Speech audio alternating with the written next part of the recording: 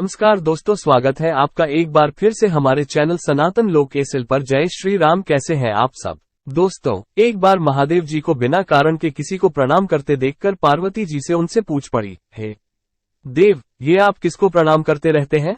शिव जी ने पार्वती जी से कहा कि देवी, जो व्यक्ति एक बार राम कहता है उसे मैं 3 बार प्रणाम करता हूँ।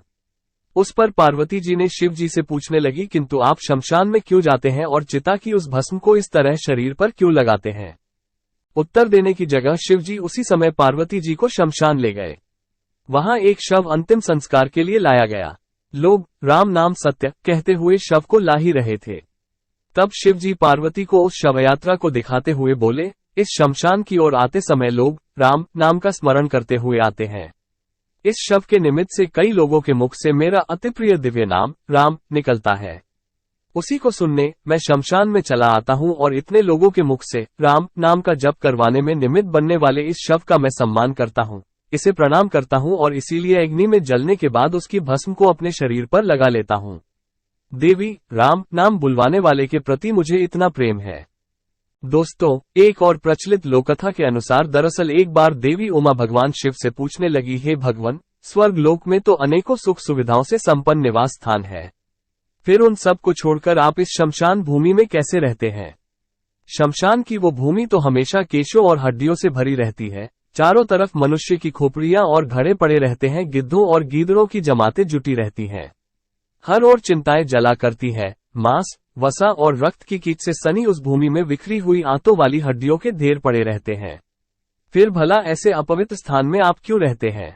उस पर शिव जी उत्तर देते हुए बोले, देवी, मैं तो पवित्र स्थान की खोज में दिन रात इस पृथ्वी पर विचरण करता रहता हूँ, परंतु इस पूरे धरती लोक पर मुझे शमशान से बढ़कर दूसरा कोई पवित्र स्थान नहीं मिला। इसीलिए सभी निवास स्थानों में से शमशान में ही मेरा मन अधिक रमता है। बरगद की डालियों से ढकी और मुर्दों के शरीर से टूटकर गिरी उन पुष्पमालाओं से सुसज्जित इस शमशान भूमि में मेरे भूत गणों का वास है। अपने भूत गणों के बिना तो मैं कहीं भी नहीं रह सकता। इसलिए मेरे लिए ये शमशान ही पवित्र और स्वर्गीय है। और प्रिय, यह कोई अपवित्र स्थल नहीं बल्कि परम पुण्य स्थल ही है। पवित्र वस्तु की कामना रखने वाले उपासक इसी की उपासना करते हैं।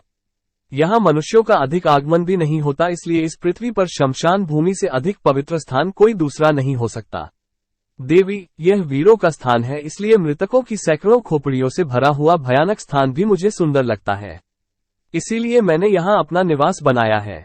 और ऐसी मर्यादा है कि दोपहर के समय, दोनों संध्याओं के समय तथा आद्रा नक्षत्र में दीर्घायु की कामना रखने वाले अथवा अशुद्ध और पापी प्रवृत्ति वाले पुरुषों को वहां जाना भी नहीं चाहिए।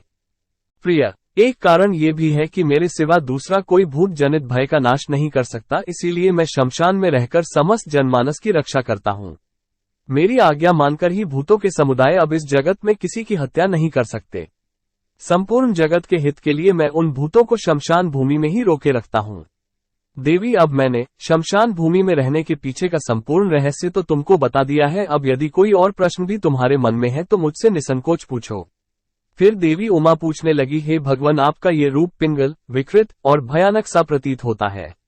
आपका पूरा शरीर भभूति से लथपथ है, सिर पर जटाओं का भार लदा हुआ है, उस पर आपकी ये विकराल आंखें एक ऐसा शूल, रौद्र, भयानक और घोर रूप प्रकट करती है जिससे किसी का भी भयभीत होना सामान्य है। कृपा कर आप मुझे इस रूप के इतने विचित्र होने का कारण बताएं।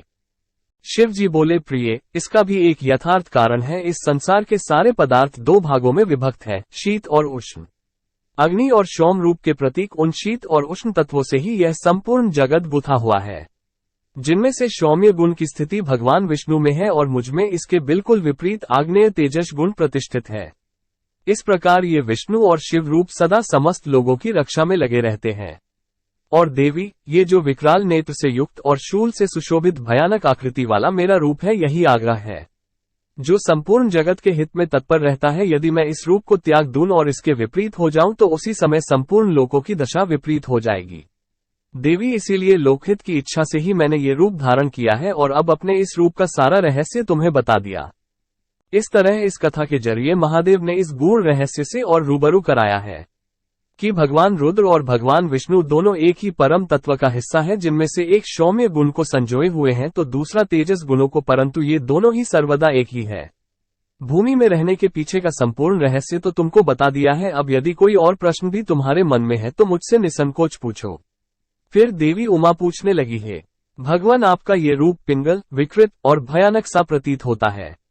आपका पूरा शरीर भभूति से लथपथ है, सिर पर जटाओं का भार लदा हुआ है, उस पर आपकी ये विकराल आंखें एक ऐसा शूल, रौद्र, भयानक और घोर रूप प्रकट करती है जिससे किसी का भी भयभीत होना सामान्य है। कृपा कर आप मुझे इस रूप के इतने विचित्र होने का कारण बताएं। शिव जी बोले, प्रिय, इसका भी एक यथार्थ कारण है। इस संसार के सारे पदार्थ दो भागों में विभक्त है, शीत और उष्ण। अग्नि और सोम रूप के प्रतीक उन शीत और उष्ण तत्वों से ही यह संपूर्ण जगत गुथा हुआ है, जिनमें से सौम्य गुण की स्थिति भगवान विष्णु में है और मुझमें इसके बिल्कुल विपरीत आग्नेय तेजस गुण प्रतिष्ठित है। इस प्रकार ये विष्णु और शिव रूप सदा समस्त लोगों की रक्षा में लगे रहते हैं। और देवी, ये जो विकराल नेत्र से युक्त और शूल से सुशोभित भयानक आकृति वाला मेरा रूप है, यही आग्रह है जो संपूर्ण जगत के हित में तत्पर रहता है। यदि मैं इस रूप को त्याग दूं और इसके विपरीत हो जाऊं तो उसी समय संपूर्ण लोकों की दशा विपरीत हो जाएगी। देवी, इसीलिए लोकहित की इच्छा से ही मैंने ये रूप धारण किया है और अब अपने इस रूप का सारा रहस्य तुम्हें बता दिया। इस तरह इस कथा के जरिए महादेव ने इस गूढ़ रहस्य से और रूबरू कराया है कि भगवान रुद्र और भगवान विष्णु दोनों एक ही परम तत्व का हिस्सा है, जिनमें से एक सौम्य गुण को संजोए हुए हैं तो दूसरा तेजस गुणों को, परंतु ये दोनों ही सर्वदा एक ही है।